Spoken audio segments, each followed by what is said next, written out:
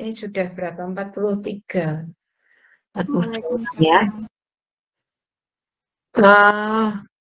Kita lanjutkan presentasi kemarin, masih 3 kelompok lagi ya?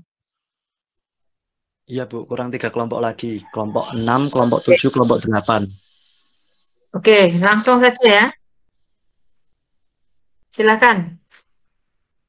Baik, Bu. Oke.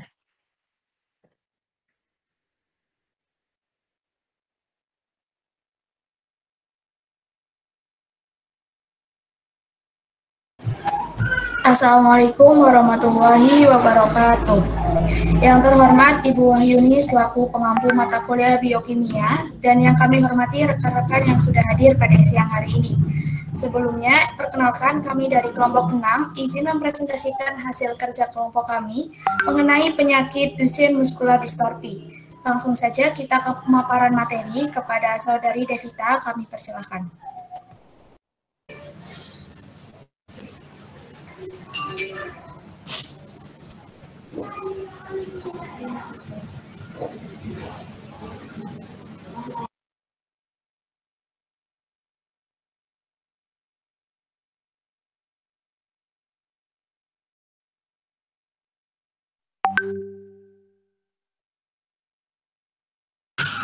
Kasus. Insiden DMD terjadi hampir 1 kasus dari 3.300 kelahiran hidup bayi laki-laki. Bentuk paling sering dari penyakit ini adalah X-linked. 70% dari kasus pria dengan kelainan ini mewarisi mutasinya dari ibu yang membawa satu salinan gen DMD, tetapi hampir 30% kasus terjadi mutasi spontan. Sehingga hampir sepertiga laki-laki dengan DMD tidak memiliki riwayat DMD. Hal ini akibat germinal mesosisme pada kromosom X. Sekitar 80% DMD terjadi sebelum usia 4 tahun. Gejala klinis yang khas pada pasien DMD yaitu pelemahan otot proksimal, close sign, kematian biasanya terjadi akibat insufisiensi respiratori kronis atau gagal jantung.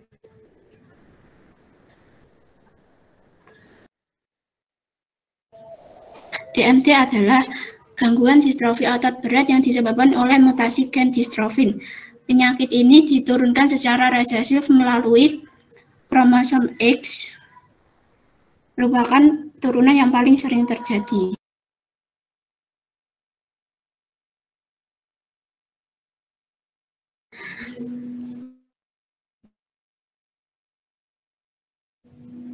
DMD merupakan penyakit genetik dapat diturunkan dari orang tua. Penderita biasanya memiliki mutasi gen yang berhubungan dengan protein otot yang disebut dystrophin.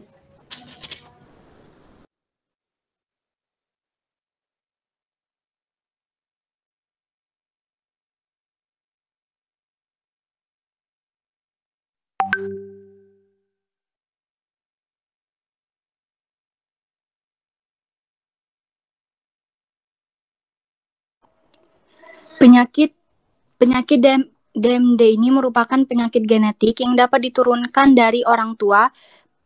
Penderita biasanya memiliki mutasi gen yang berhubungan dengan protein otot yang disebut dystrophin. Fungsi protein tersebut adalah membuat sel otot tetap utuh. Gangguan terhadap protein tersebut akan menyebabkan kerusakan otot secara cepat ketika anak penderita DMD bertumbuh. DMD juga dapat terjadi walaupun tidak ada riwayat penyakit tersebut. Dalam hal ini, orang tua dapat menjadi pembawa DMD. Anak laki-laki juga memiliki resiko yang lebih tinggi terhadap DMD dibandingkan anak perempuan. Anak perempuan yang mendapat turunan gen DMD akan menjadi pembawa yang asimptomatik. Sedangkan anak laki-laki yang mendapat turunan gen DMD akan menjadi penderitanya.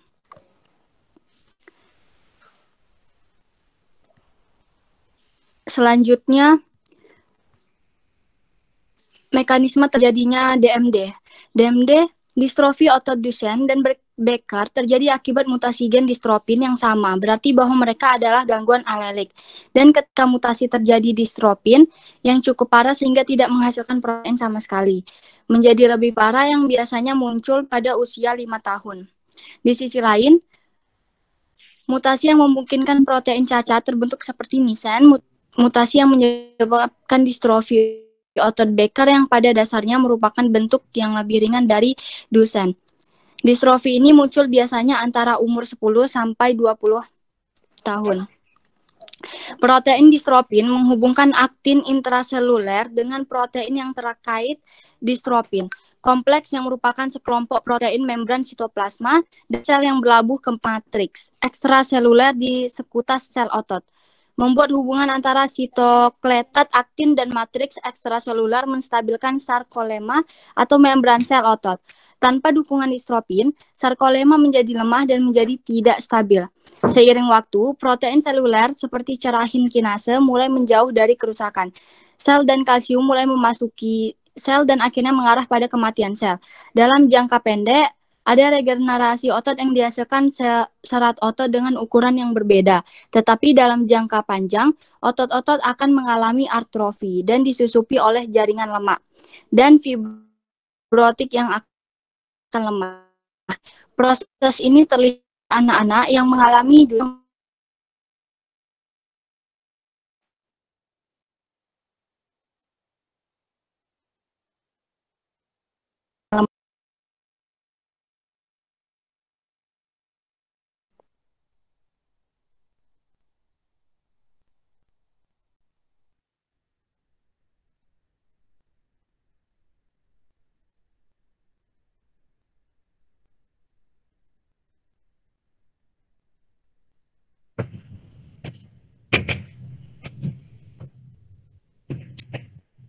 Mega jaringannya trouble atau saya nggak dengar?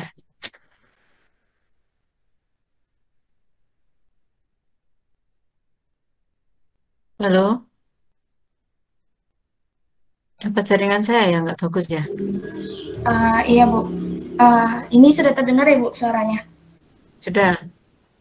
Baik, selanjutnya adalah gejala yang dapat ditimbulkan dari penyakit DMD, yaitu yang pertama ada Walding Gait, yang kedua ada calf pseudohypertrophy, ada grower sign, dan ada beberapa gejala lanjutan. Boleh di next.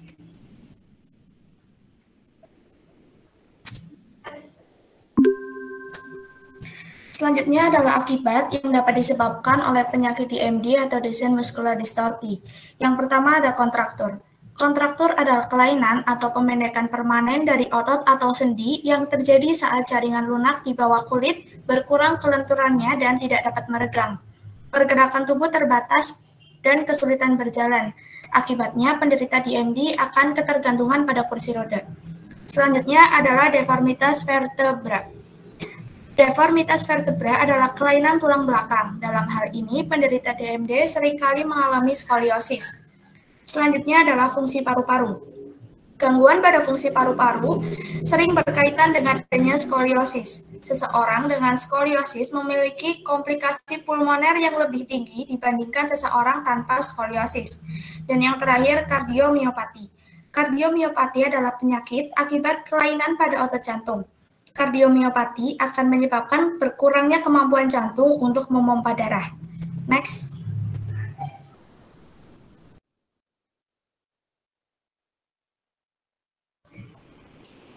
Selanjutnya adalah terapi yang dapat dilakukan pada penderita DMD.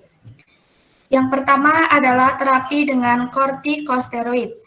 Pemberian kortikosteroid pada pasien DMD dapat mempertahankan fungsi dan kekuatan otot serta memperlambat proses degenerasi penyakit. Yang kedua adalah aspek nutrisional. Bentuk terapinya adalah dengan mengupayakan posisi duduk optimal dan pemberian asupan gizi yang baik bagi penderita DMD.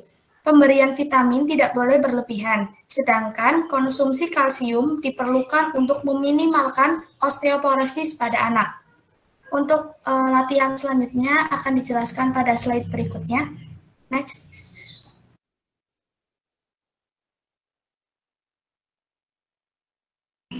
Selanjutnya adalah terapi aerobik. Terapi aerobik ini banyak dilakukan dengan pengulangan atau repetisi yang banyak, tetapi sebaiknya berdurasi pendek dan jangan sampai kelelahan, karena latihan yang berlebihan dapat merusak otot. Latihan harus diresepkan berdasarkan kondisi pasien. Beberapa ahli menganjurkan latihan low impact aerobik seperti berjalan, berlari, dan menggunakan alat ergocycle. Boleh next.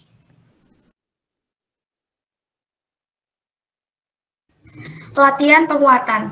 Latihan ini biasanya menggunakan alat khusus yang dinamakan Cyber Isokinetic Exerciser. Latihan ini dapat dilakukan dengan frekuensi 2-4 hari per minggu.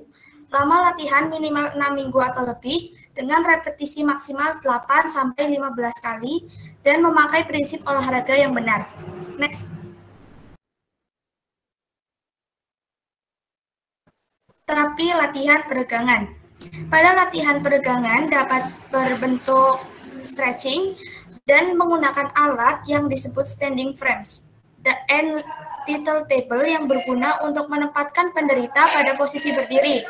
Pada posisi ini, usaha otot yang diperlukan untuk berdiri akan berkurang, sehingga memungkinkan fleksor panggul, fleksor lutut, dan otot betis teregang sempurna. Menggunakan standing frame setiap hari akan menunda terjadinya skoliosis. Next. Latihan pernapasan. Latihan pernapasan dapat dilakukan dengan meniup atau bernyanyi, dapat juga dengan menggunakan alat yang disebut incentive spirometry. Next.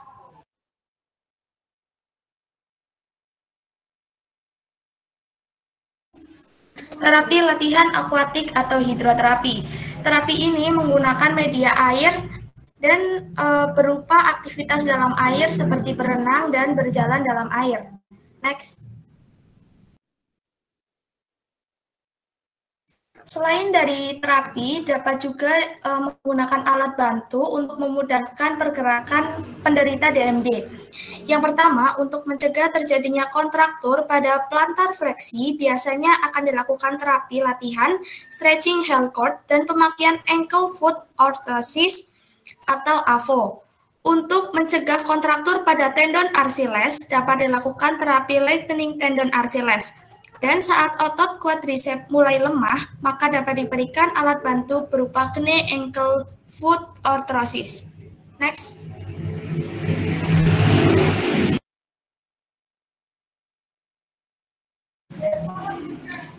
Pada penderita DMD juga biasanya akan mengalami hipotonia saluran cerna. Oleh karena itu, dapat diberikan alat bantu berupa nasogastric tube.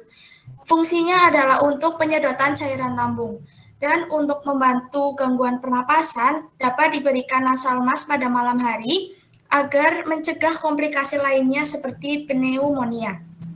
Next.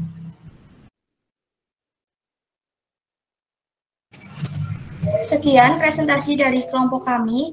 Kepada teman-teman yang ingin bertanya atau memberikan kritik dan saran, dapat mengaktifkan fitur raise hand atau menuliskan di kolom chat. Terima kasih.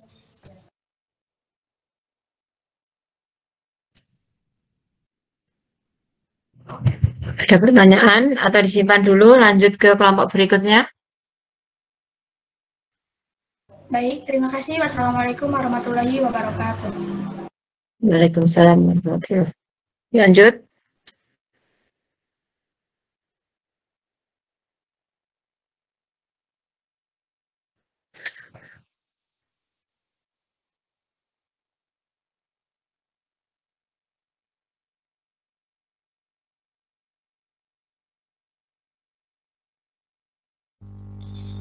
Baik, Assalamualaikum warahmatullahi wabarakatuh. Yang terhormat kepada Ibu Wahyuni selaku dosen pengampu mata kuliah biokimia, serta teman-teman sekalian. Terima kasih atas kesempatan yang diberikan kepada kelompok kami untuk dapat menyampaikan dan mempresentasikan materi mengenai hasil diskusi kelompok kami tentang anemia defisiensi besi. Sebelumnya, izinkan saya untuk memperkenalkan anggota kelompok kami terlebih dahulu. Yang pertama ada Rosalia Putri Hidayat, yang kedua ada Sasi Kirana, yang ketiga ada Arini Ismah Rose, dan yang terakhir ada saya sendiri Alisa Nasaida sebagai moderator. Baiklah, untuk slide pertama akan disampaikan oleh rekan saya. Kepada Rosalia, saya persilahkan. Apa itu anemia defisiensi besi? Anemia defisiensi besi atau iron defisiensi anemia adalah salah satu jenis anemia di mana tubuh kekurangan zat besi dalam darah.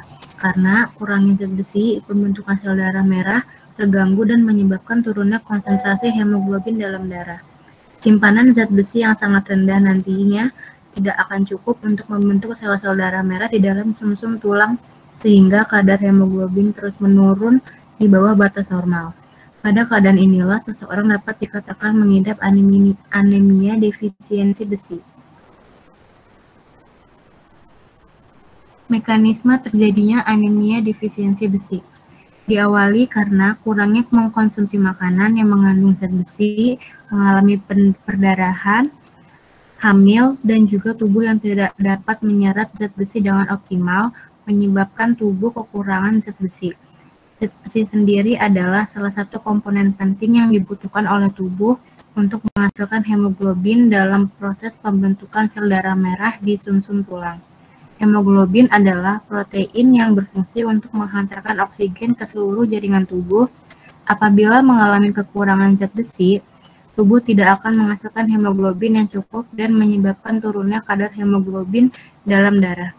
Akibatnya, tubuh akan mengalami kekurangan pasokan oksigen dan tidak mendapatkan oksigen yang cukup. Apabila tubuh mengalami kekurangan zat besi secara terus-menerus, maka cadangan besi dalam tubuh akan kosong. Cadangan besi untuk membentukkan sel darah merah yang terus berkurang menyebabkan gangguan pada bentuk sel darah merah.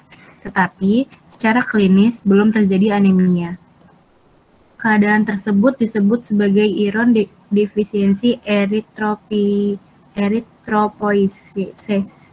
Jika kelainan ini terus berlanjut, maka kadar hemoglobin dalam darah juga akan terus menurun dan menyebabkan terjadinya anemia defisiensi besi atau iron defisiensi anemia.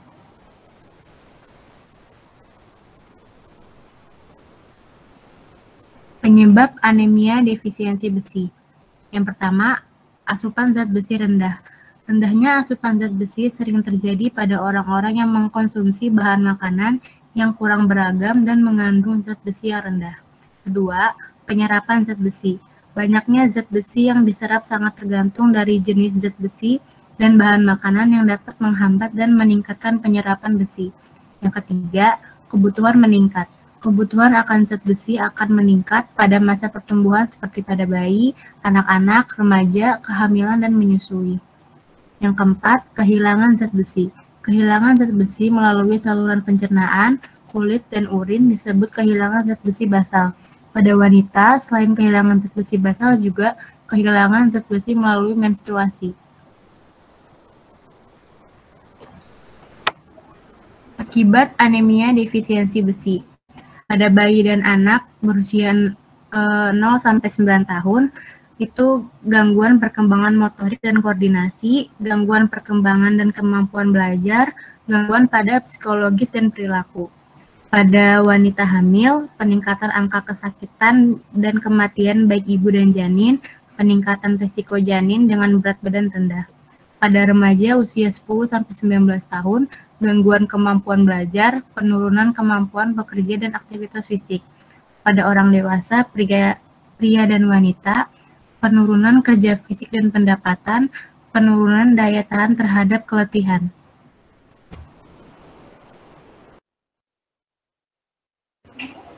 Tanda dan gejala anemia defisiensi besi. Anisitosis merupakan tanda awal defisiensi besi. Kadar hemoglobin sering turun sangat rendah, tanpa menimbulkan gejala anemia yang menyolok, karena anemia timbul perlahan-lahan. Pada anemia defisiensi besi, dapat dijumpai gejala-gejala penyakit yang menjadi penyebab anemia defisiensi besi tersebut. Gejala umum anemia defisiensi besi, yaitu seperti kelelahan, sesak nafas, sakit kepala, kulit pucat, tangan dan kaki terasa dingin, dan rambut mudah patah. Gejala khas anemia defisiensi besi, yaitu koilonychia, kuku sendok atau sponile. Kuku menjadi rapuh, bergaris-garis vertikal, dan menjadi cekung sehingga mirip sendok. Atrofi papil lidah, merupakan lidah menjadi licin dan mengkilap karena papil lidah menghilang. Stomatitis angularis, adanya keradangan pada sudut mulut sehingga tampak sebagai bercak berwarna putih keputihan. Dan yang terakhir, disfagia, nyeri menelan karena kerusakan epitel hipofaring. Gejala khas anemia defisiensi besi pada anak-anak. Anak-anak menjadi cepat lelah dan tidak aktif. Biasanya pada bayi atau anak yang lebih kecil, ia akan kesulitan untuk minum. Sulit untuk berkonsentrasi, pertumbuhannya terhambat dan lebih sering sakit, dan tidak nafsu makan.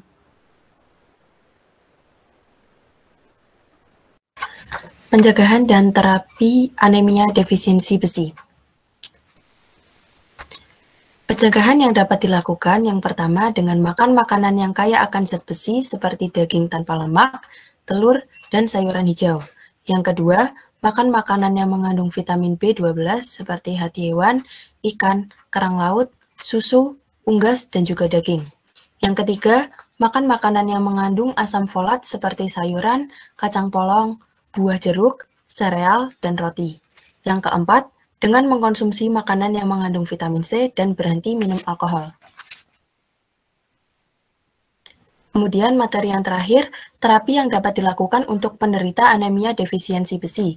Yang pertama, terapi imunosupresif, yaitu terapi dengan memberikan anti-limfosit globulin atau ALG dan juga anti-trimfosit globulin atau ATG. Pemberian ALG merupakan pilihan utama untuk pasien yang sudah berusia di atas 40 tahun. Yang kedua yaitu terapi dengan transfusi darah, yaitu dengan memberikan asam folat dan juga vitamin B12. Sekian materi dari saya kembalikan kepada moderator. Baik, sekian dari kelompok kami. Untuk teman-teman yang ingin bertanya atau memberikan tanggapan, bisa disimpan terlebih dahulu sampai sesi presentasi ini selesai. Terima kasih.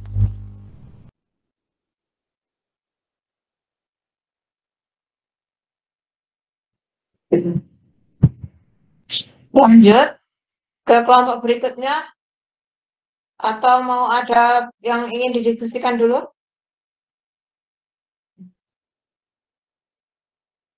Saya kok ngantuk.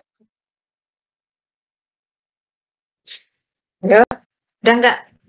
Kalau belum ada, silakan ini kelompok terakhir, lanjutkan dulu.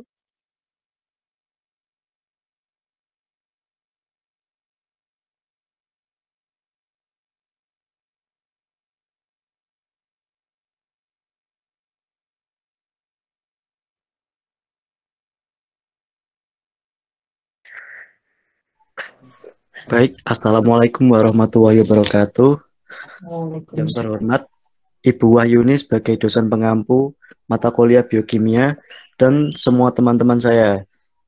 Kami dari kelompok 7 akan mempresentasikan materi tentang obesitas. Sebelumnya, saya akan memperkenalkan anggota dari kelompok kami.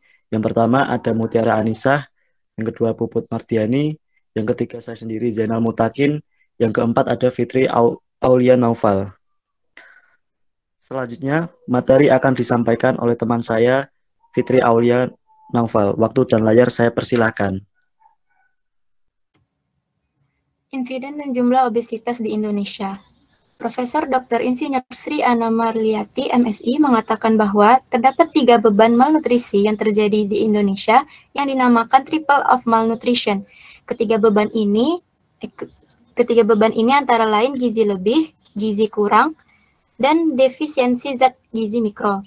Gizi lebih yang menimbulkan obesitas dapat terjadi pada anak-anak maupun orang dewasa. Ternyata sudah lebih dari 40 juta orang dewasa di Indonesia yang mengalami obesitas atau kegemukan. Tingkat obesitas di Indonesia terbilang cukup merata, baik pada kalangan keluarga miskin maupun kaya. Hal ini terjadi karena faktor lingkungan dan kebiasaan pola makan yang tidak mementingkan makanan sehat. Namun, obesitas lebih banyak terjadi di wilayah perkotaan daripada pedesaan. Hal ini dihubungkan dengan gaya hidup, di mana di wilayah perkotaan menjadi pusat perkembangan ekonomi, sehingga segala fasilitas dan kenyamanan mudah untuk didapatkan. Kemudahan tersebut memberikan dampak terhadap penurunan aktivitas fisik, sehingga energi yang masuk lebih besar daripada energi yang dikeluarkan. Kemenkes RI mengatakan bahwa kasus obesitas di tanah air kian meningkat. Berdasarkan data dari Kemenkes, 1 dari 3 orang dewasa Indonesia mengalami obesitas. dan 1 dari 5 anak usia 5-12 tahun mengalami kelebihan berat badan atau obesitas. Riset Kesehatan Dasar atau Riskendas 2018 menunjukkan bahwa tren masalah berat badan pada orang dewasa Indonesia telah mengalami peningkatan hampir 2 kali lipat, dari 19,1% pada 2007 hingga 35,4% pada tahun 2018. Apa itu obesitas? Menurut WHO dalam P2PTM Kemenkes RI 2018, obesitas merupakan penumpukan lemak yang berlebihan akibat ketidakseimbangan asupan energi atau energi intake dengan energi yang digunakan atau energi ekspenditur dalam waktu lama. Bagaimana mekanisme terjadinya obesitas? Obesitas terjadi ketika seseorang mengkonsumsi makanan dan minuman tinggi kalori tanpa melakukan aktivitas fisik untuk membakar kalori berlebih tersebut. Akibatnya, tubuh menyimpan cadangan lemak yang tinggi. Simpanan lemak yang tinggi tadi akan dimetabolisme, sehingga metabolisme lemaknya ikut tinggi. Karena metabolisme lemaknya tinggi, ia akan mengeluarkan zat sisa yang disebut ROS atau reaktif oksigen spesies. ROS bersifat oksidatif, sehingga akan menurunkan antioksidan di dalam darah dan mengganggu keseimbangan redoks. Materi selanjutnya akan disampaikan oleh teman saya, Mutiara. Penyebab obesitas. Selain pola yang tidak sehat serta kurangnya aktivitas gerak, terdapat beberapa faktor-faktor yang menyebabkan seseorang mengalami obesitas, yaitu yang pertama, faktor genetik.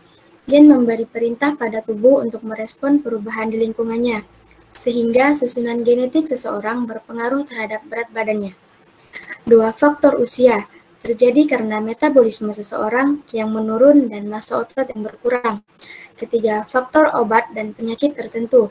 Beberapa jenis obat-obatan dapat mengakibatkan seseorang mengalami kenaikan berat badan, seperti antidepresan, obat penghambat beta, obat diabetes, dan masih banyak lagi.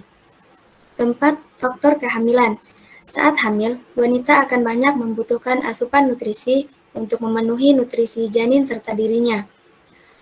5. Kurang tidur dan stres. Kurang tidur dapat menyebabkan perubahan hormon, sedangkan stres mengakibatkan pola makan seseorang menjadi tidak tertentu dan cenderung makan makanan yang tidak sehat serta mengandung banyak kalori. Apa saja tanda dan gejala obesitas? Diagnosis obesitas terjadi ketika indeks massa tubuh atau BMI 30 atau lebih tinggi dan memiliki tanda-tanda sebagai berikut. Pertama, sesak napas, lutut sakit dan nyeri akibat menahan berat badan berlebih, depresi atau sulit kenyang, tekanan darah tinggi, dan timbul varises. Apa akibat dari obesitas? Penumpukan lemak tubuh ini mengakibatkan risiko terjadinya gangguan kesehatan serius, seperti penyakit jantung, diabetes, atau hipertensi. Selain itu, obesitas dapat menyebabkan gangguan kualitas hidup dan masalah psikologi, seperti kurang percaya diri hingga depresi. Tindakan preventif apa yang bisa dilakukan? Tentu saja dengan perubahan gaya hidup atau menerapkan pola hidup sehat seperti 1. Mengkonsumsi makanan gizi seimbang, 2. Memperhatikan porsi makan, 3. Membatasi asupan gula, garam, dan lemak harian, 4. Rutin berolahraga, 5. Tidur cukup dan kelola stres. Adapun terapi yang bisa dilakukan dalam pencegahan terjadinya obesitas, yaitu 1. Perubahan pola makan, mengurangi asupan kalori dan memilih makanan sehat. 2. Olahraga minimal 30 menit per hari. 3. Perubahan perilaku, mengikuti psikoterapi atau sport group dalam mengatasi masalah terkait konsumsi makanan. Terima kasih, selanjutnya saya kembalikan kepada moderator.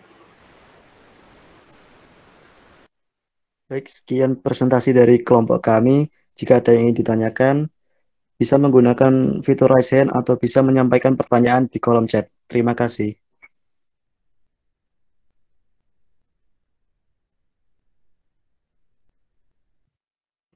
Terima kasih. Ada yang ingin didiskusikan? Apa sudah ngantuk semua? Saya yang ngantuk ini tadi seharian di kampus. Oke. Kalau tadi sudah DMD atau DMP, Kemudian ada anemia dan yang terakhir obesitas ya. DMD atau DMP tadi sudah dikatakan bahwa protein otot diganti karena sesuatu dan lain hal ya, karena memang ada gangguan pada genetiknya. Protein ototnya tadi diganti dengan jaringan lemak dan jaringan lainnya gitu ya. Maka DMD ini kan kepanjangannya kalau Anda menggunakan Duchenne ya, Duchenne muscular dystrophy atau atau distrofia musculorum progressiva ya. Ini karena memang ada beberapa DMD, DMP ini yang progresif. Maksudnya progresif itu seperti apa? Progresif itu berarti dia itu nanti kan di sini ada penurunan kekuatan otot. Jadi ototnya itu semakin hari semakin turun. Kalau kita mengenal kekuatan otot itu ada istilah nilai otot itu ada 0 sampai 5. Nanti mungkin Anda di semester lanjut akan paham ya. Jadi ada nilai otot itu 0 sampai 5. Nilai normal adalah 5. Di mana otot mampu melawan gerakan, melawan gravitasi begini, kemudian ada tahanan pun maksimal. Tergantung nanti ototnya otot apa yang kita periksa. Kalau cuma segini ini, kalau kita bicara tentang deltoid, ya deltoid middle itu hanya bekerja sampai sudutnya 90 derajat. Jadi kalau Anda sudah begini, ini nanti bukan otot deltoid lagi yang bekerja. Tapi di sini ada otot supraspinatus yang bekerja. Itu nanti akan kita pelajari baik di biomekanik ataupun di pengukuran ya, nanti nilai otot. Nah, kalau nilai 4 seperti apa? Nilai 4 itu sebenarnya juga mampu melawan gravitasi dan mampu melawan tahanan, tapi tahanannya minimal. Kalau tadi kan yang 5 maksimal. Nah, nilai 3 ini hanya free saja, jadi mampu melawan gravitasi tanpa tahanan. Nanti nilai 2 tidak mampu melawan gravitasi. Nah, kalau nggak mampu melawan gravitasi itu posisinya kayak apa? Ya posisi-posisi selain yang gerakannya itu ke atas sana. Jadi gerakan yang melawan gravitasi itu kan, gravitasi kan arahnya ke bumi ya. Jadi semua gerakan yang mengarah ke sana itu adalah melawan gravitasi. Yang tidak melawan ya kemana? Ya gerakan yang arahnya ke bawah, kemudian yang ke horizontal. Jadi nanti kalau kita mengukur kekuatan otot, kita harus punya imajinasi. Kalau misalnya satu contoh gerakan ini tadi ya, ini adalah gerakan Gundy shoulder. Untuk bergerak, gerakannya adalah gerakan abduksi. Nah, abduksi ini untuk membuang gravitasi atau biar tidak melawan gravitasi diposisikan seperti apa? Tadi harus punya imajinasi. Misalnya posisi terlentang. Posisi terlentang kan berarti tidak melawan gravitasi kan, karena gerakannya kan horizontal.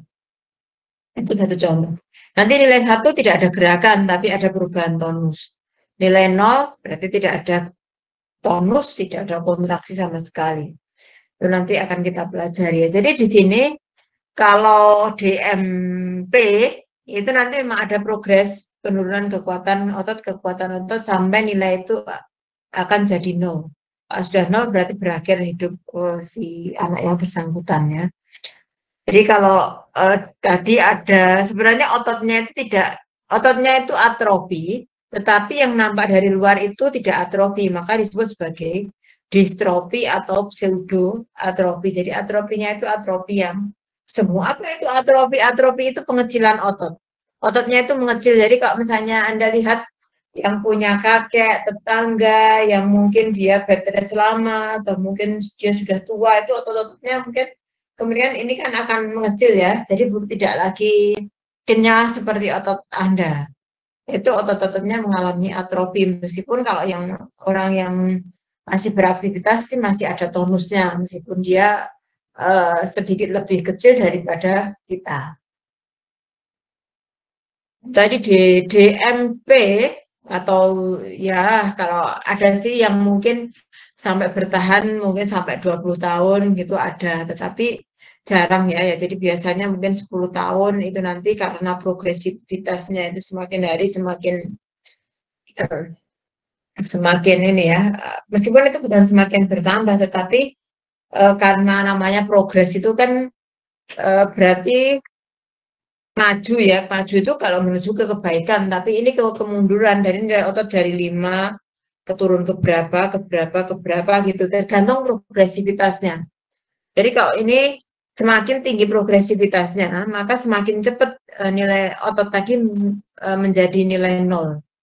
Tapi kalau progresivitasnya rendah ya mungkin masih lamban. Dan tadi ada istilah Gower sign ya. Gower sign itu adalah satu cara untuk berdiri pada anak DMP, DMD ini dengan cara memanjat tubuhnya.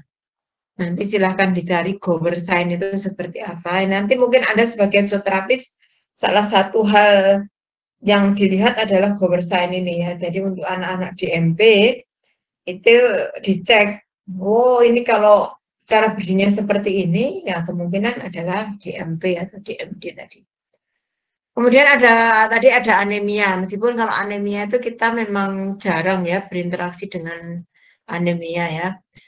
Kecuali mungkin pasien kita kemudian tiba-tiba lemes, nah itu satu hal yang mungkin kita perlu waspada. Ya mungkin ada kaitannya dengan anemia. Kalau misalnya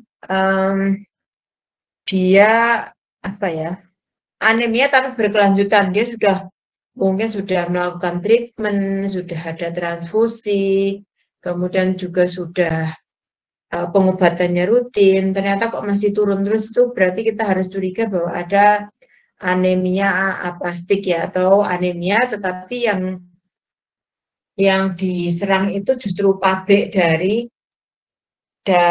sel darah. Di mana pabrik sel darah itu? Di sumsum tulang belakangnya. Jadi kalau itu kondisinya ya berarti memang mungkin biasanya yang disebut sebagai kanker darah atau leukemia ya. Jadi memang tidak seimbang produksinya, berbeda dengan orang yang sehat.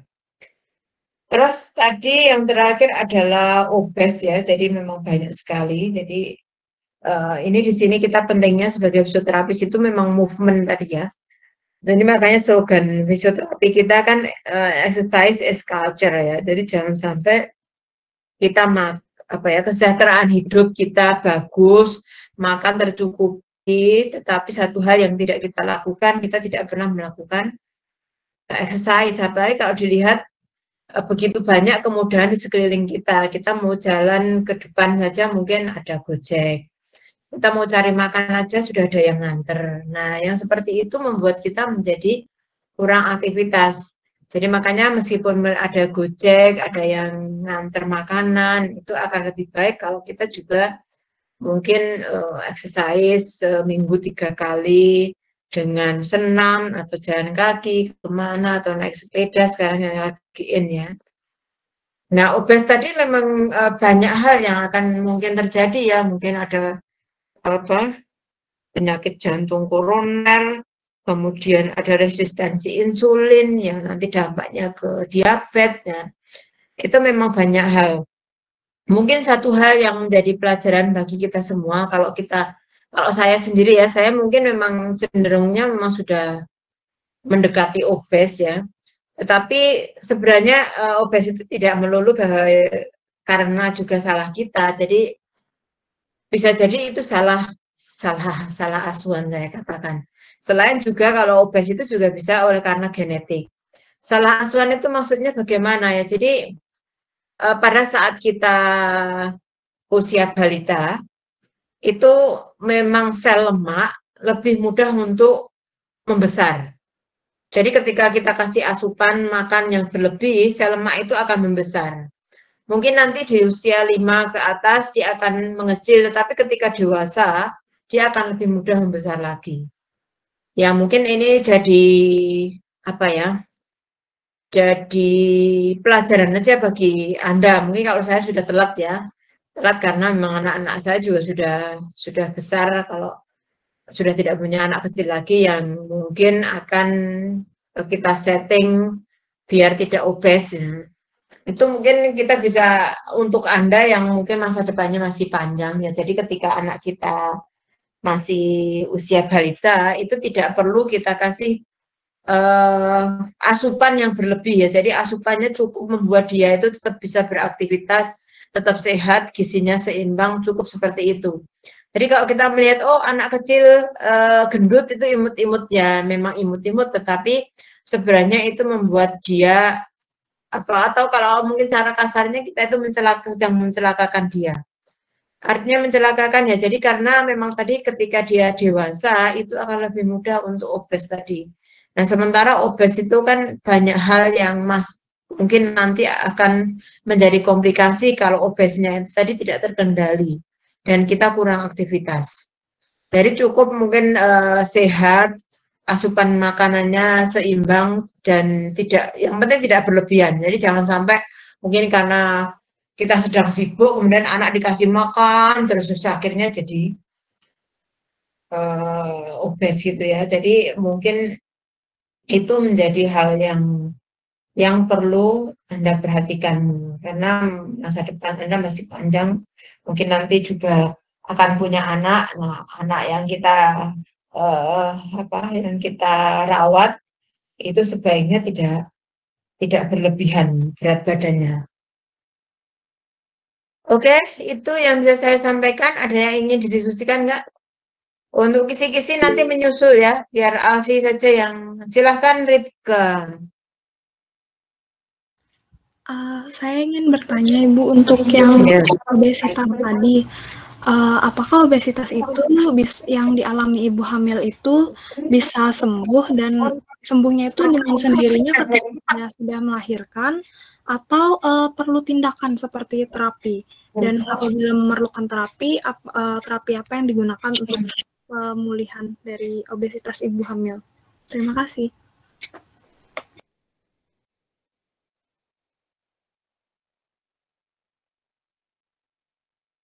Santai.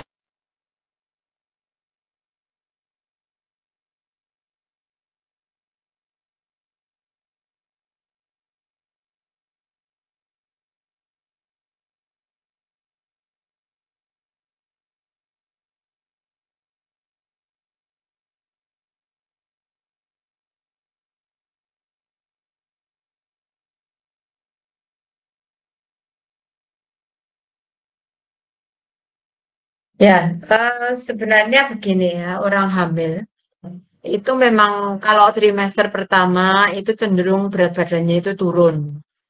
Tapi ketika sudah trimester kedua, ketiga, itu biasanya rasanya lapar saja ini memang adanya pengaruh hormon itu membuat dia rasanya lapar saja sehingga berat badan itu tambah dan tambah dan tambah. Nah, sebenarnya kita sebagai seorang fisioterapis itu salah satu tujuan untuk memberikan exercise kepada pasien postpartum. Partum itu melahirkan ya, partus itu ya. Postpartum itu adalah untuk mengembalikan berat badan relatif seperti semula. Jadi harapannya itu sebenarnya itu ya, tetap harus ada treatment khusus. Karena begini, normal peningkatan berat badan pada orang hamil itu sekitar 9 sampai sekitar 16 kilo ya. 16 kilo itu nanti macam-macam ya, mulai dari ada bayinya sendiri sekitar 2,5 sampai 3,5 atau sampai 4 kilo. Kemudian ada plasenta, ada ketuban, ada hipertrofi otot, kemudian ada penambahan cairan. Penambahan cairan maksudnya cairan apa? Jadi begini, ketika orang hamil itu ada istilah hemodilusi. Hemodilusi itu cairan tubuh itu menjadi lebih encer. Nah, penambahan itu yang mungkin nanti berdampak pada tadi yang pada presentasi ini mungkin tapi tidak dibahas ya. Pada anemia ya. Jadi karena memang hanya ada penambahan cairan tapi tidak ada penambahan komponen, ibu hamil sering mengalami anemia. Nah, kalau hanya sekedar tadi karena memang cenderung lapar saja di trimester 2 dan 3 tadi, maka dampaknya itu memang ibu hamil itu cenderung meningkat berat badannya ya. Jadi memang harus dikendalikan ya. Jadi kalau sebisa mungkin memang tidak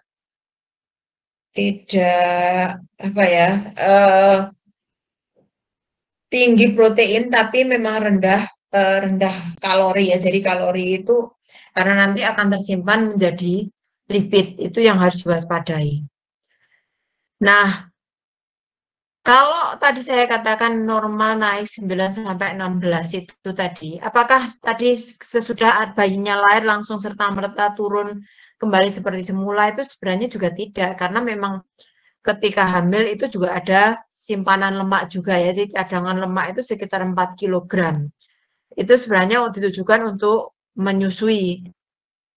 Jadi memang Masya Allah ya, jadi Sang Pencipta itu ketika membuat kehidupan baru itu sudah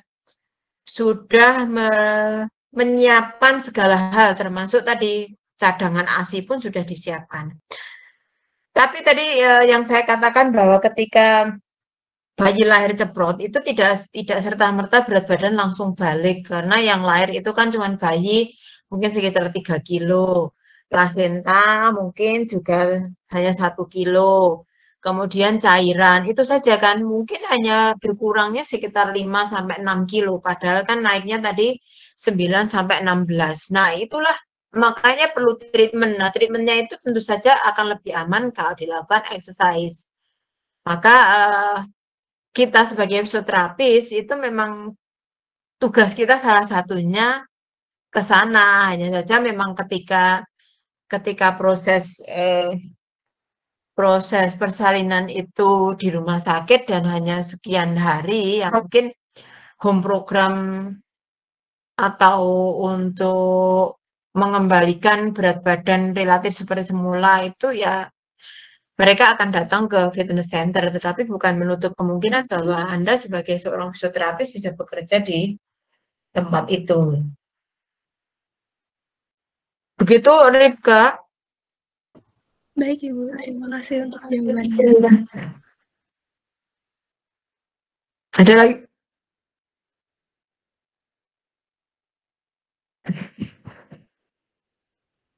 Kalau nggak ada, ada nggak?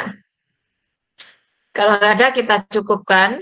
Nanti untuk kisi-kisi saya akan, Alfi biar menghubungi saya, tapi saya jujur saja belum membuat soal.